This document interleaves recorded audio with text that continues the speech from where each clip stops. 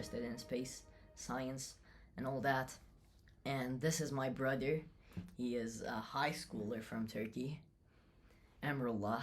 I'm also interested in physics, but not astronomy, astrophysics specifically. Really?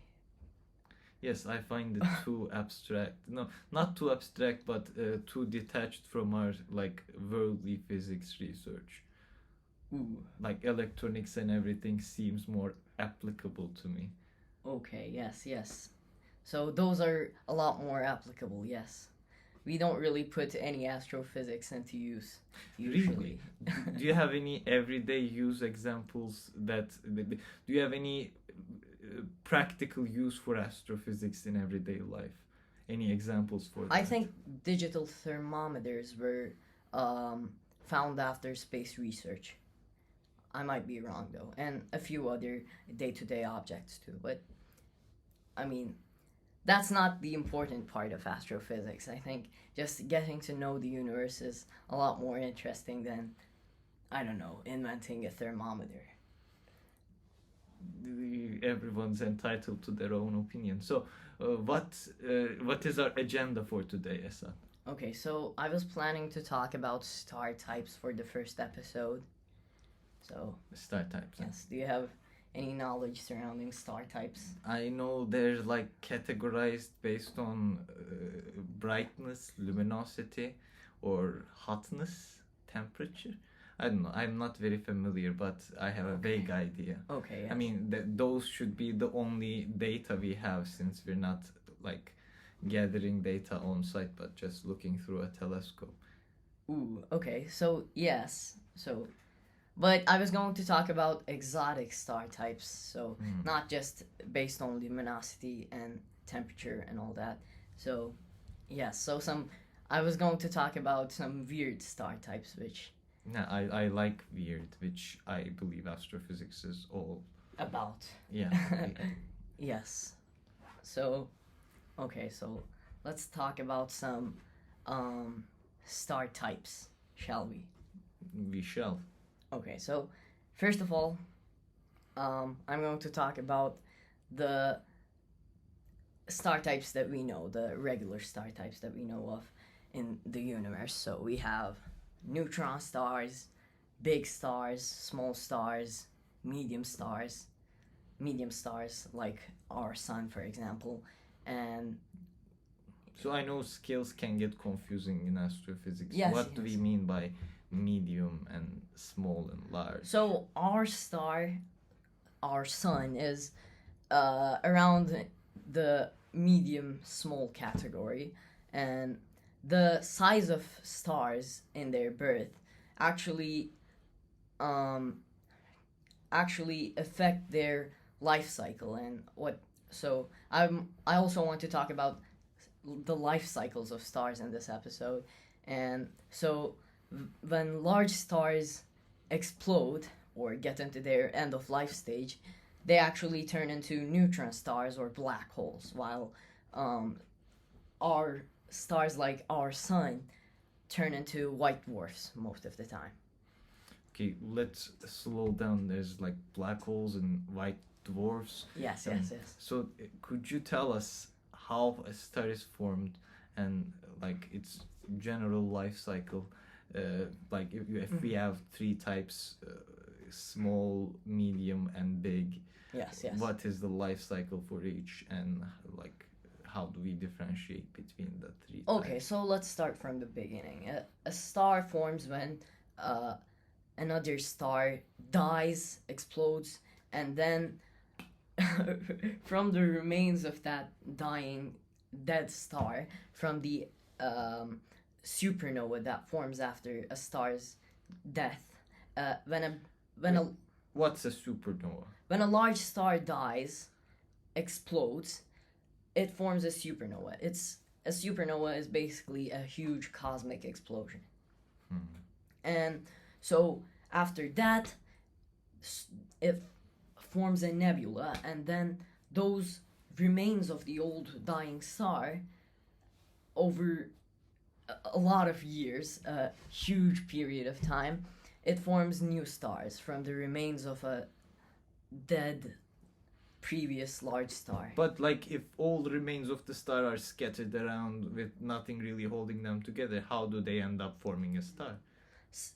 Due to gravity, some parts of the supernova, some parts of the nebula are a bit denser than others, and over years they can form clumps, and then the gravity gets bigger, and then they start forming a larger object, and then that can form a new star, and they get hotter and larger and brighter as other remains also clump on that star, and those are called protostars. Proto as in prototype. Yes, protostars. So just not a star yet, but On its way. on its way to Go become there. a star. Way to go, buddy. Yes.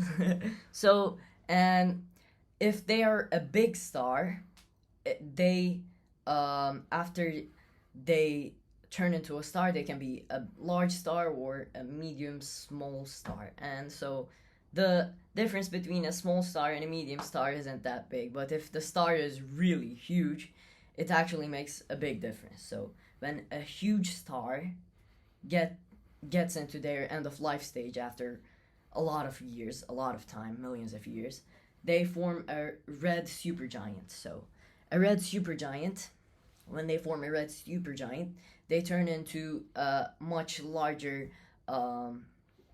star. They a lot bigger than their former self. And then when But why red? Like, to me, the name red supergiant implies there are other colors of supergiants. Why? no, there is only one supergiant, but all of them are red. Then As far as wouldn't I we know. call it just supergiant? I mean, we don't call bananas yellow bananas because all of them are yellow. There is, why did people who named this thing felt the need to emphasize it was indeed red? Yes, you're right. I'm not really sure on that, but usually they call it red supergiants or supergiant stars because they turn a lot more red than their previous self, and they also cool down a bit as they expand.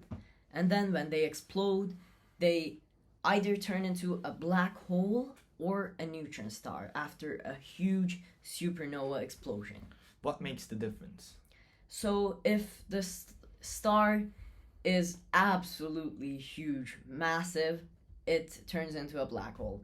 If it's a little smaller than that, it turns into a neutron star. And how does this process work? Because, I mean, is it clumping together, as you said, that makes a black hole? So when a huge star explodes, yes, the center of that star, the core of that star, can be really dense, and it's dense either way. Even if it turns it into a neutron star or a black hole, but a black hole is infinitely dense, a lot more dense than a neutron star, for example. When that star dies, the core collapses and forms into a black hole if it's really big. If it's not that big, the outer layers just fade away and explode in a huge supernova explosion, and then the remain is a neutron star made up of neutrons. Why is the star made up of neutrons? I mean, Only neutrons. why? I mean, don't they have all kinds of protons, electrons? Yeah, so the reason that they are only made up of neutrons is that they were made up of protons and neutrons and electrons, just like any other thing. And then when the core of that dying star collapses, it's so dense that the protons and electrons get squished together, and then that forms a neutron. But okay, aren't protons and neutrons fundamental particles? Yes, but if you leave a neutron alone for 5 minutes, it would decay into a proton and emit an electron. So when the proton and electron get squished together, in a really, really dense environment, it forms a neutron. And then the neutrons are neutrons, obviously. They don't turn into anything, so the remain is just neutrons. And that forms a neutron star after the supernova explosion. And neutron stars are the densest type of stars in the universe that we know of. They're just made of neutrons, and they spin incredibly fast, and they're extremely hot also, and extremely bright. And if it's a larger star, it turns into a black hole, as I said earlier.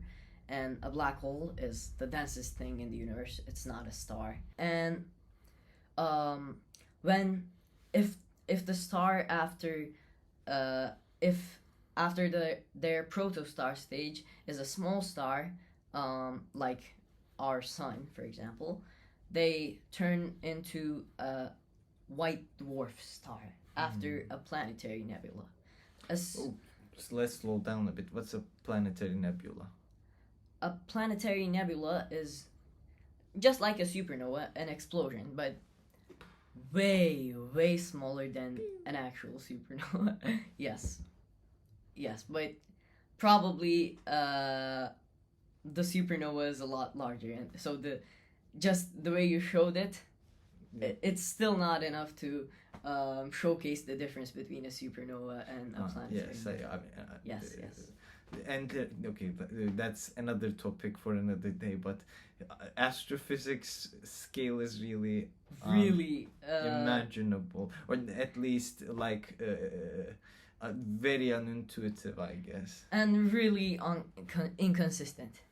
Inconsistent. Yes, really inconsistent. So if the star is large, it's way, way, way, way bigger than a small star, and it forms a way, way, way bigger explosion when they die. So it's really inconsistent. But I guess it's preferable that, like, you wouldn't have people call large stars, I mean, humongously big, extraordinarily super duper large.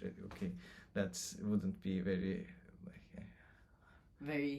very practical. Yes, it's not practical, but I mean, it's reality. They're incredibly big. So after that planetary nova, after that planetary nebula and classical nova,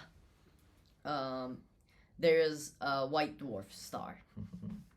A lot less energetic than a red supergiant or any star like that. So they form into the outer layers of the star collapse, and regular stars also turn into a really bigger version of their former self. Normal stars also turn into a bigger version of their former self, but those are a lot smaller than a red supergiant, so we call them just regular giants, red giants. And so I could also give you a tier list of novae. Novae, as in plural for nova? Yes, plural for nova. Ooh, Latin, fancy. Novae, I think. Mm-hmm. Novae. Yeah, so a tier list of novae based on just pure energy of the explosion. So classical nova after the explosion of a star like ours. So is this the lowest tier or the This is the lowest tier. Okay. Yes. And after that, or a planetary nova too, you can call it that too. And then we have a hypernova. Yes, a hypernova. That's the collision of two neutron stars. So when two neutron stars get close to each other, they can sometimes actually collide, and that forms a hypernova, a huge explosion, way bigger than a planetary nova, but still not as big as a supernova. A supernova is, again, as I said, the explosion that comes after the death of a large star. And then we have a hypernova. A hypernova isn't that exciting, but it's the most powerful. Okay, you said hypernova before. Like supernova, planetary nova, hypernova. Ooh, wait. Yes, yes. So scratch that, the one previous. No. I think I made a mistake of their names. So a hypernova, I'm pretty sure a hypernova is the biggest one. I might have forgotten the name of a neutron star collision. That's what I would have guessed because it's like super. Yeah, super hyper. Yes. I remembered it. Okay. Oh, a kilonova is the name of the neutron star collision. A kilonova. It's really big, but still not as big as a supernova or more energetic hypernova. And yeah, so this was the life cycle of normal stars, and we have some exotic stars too. So these were the stars that we know of in the universe mostly, and so these are the stars that are actually in the universe that we have observed, and they make up of around like 99.999% of all stars. So yes, a rare type of star, quasi stars, a hypothetical type of star. So do they exist? We're not sure. So it's hypothetical. They might have formed in the early days of the universe, and they are stars with a black hole in their cores. Oh, that's very cool. I mean, yes. Best of both worlds. Yes, very cool. So it's basically when a huge star explodes, a really huge star, by the way, much bigger than the big stars that I talked about earlier. And when a star even bigger than that explodes, the outer layers cannot fade away like a big star. They cannot fade away fully, and then the inner core collapses while the star itself isn't actually collapsed yet. So the outer layers are still there, but there's a black hole inside. So how come the black hole doesn't just suck up all the outer layers? It does, but it takes some time. So it's like this little apple worm eating the apple. Yes, kind of like that. You can think of it like that, yes. So it doesn't just suck up all of the star in 1 second or something. Mm-hmm. It takes a lot of time, and these stars are much, much bigger than even the biggest stars that we know of today. And we also have quark stars. Again, hypothetical, I assume. They are stars made up of quarks, just only quarks. Quarks are particles that make up protons, neutrons, and yes. So these can maybe form in a really extreme environment when the protons and neutrons break up and there are only quarks left. Yes, that was not as exciting as the quasi-star, maybe. yeah, maybe like, oh, this is made up of quarks. Quarks. Is there any differences in appearance, or are there any differences in appearance? I mean, behavior? we're not really sure because no one has ever seen one. Yes, because they might have not existed too. But one star that did exist, magnetars, and do exist, magnetars are just neutron stars with a huge magnetic force. So they are around 1,000 times more powerful magnetically than a regular neutron star. And they're the most magnetic things in the universe that we know of, more than black holes even. So just a question, maybe this is outside of today's topic, but is Earth magnetic? Yes. How does such huge objects... Earth is also magnetic. Earth. How do they become magnetic? I mean, nearly everything does have a magnetic field. Just something like Earth, much so big, um, has a really strong magnetic field, of course, and that protects us from the radiation from the sun. And the sun's magnetic field is even stronger than the Earth's magnetic field, and the sun's magnetic field protects us from the cosmic radiation coming from things outside of our solar system. And yes, thank you, sun. Yes, great celestial entity. Provides us with a safe home in the solar system. And like all the plants, photosynthesis, I mean, giver of life. Yes. Great stars. But it's know also him personally. yes.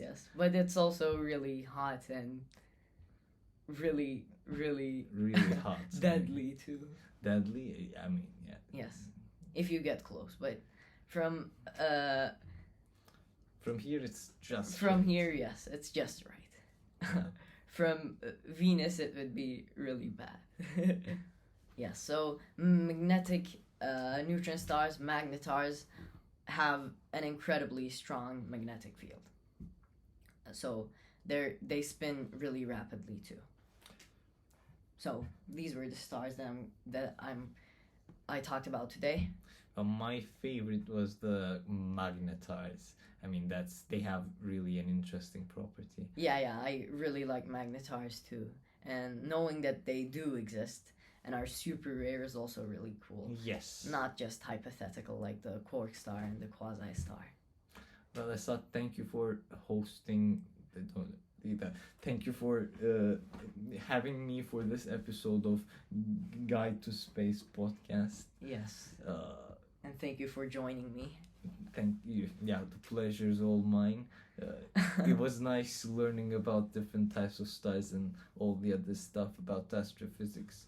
Maybe I'll have a look in the coming years to more astrophysics stuff. Yes. Okay. Okay then. Thank you. It for today, I guess. Yes, that's going to be it for the first episode. We talked about star types and the life cycles of stars. So, thank you everybody for joining us and have a great day.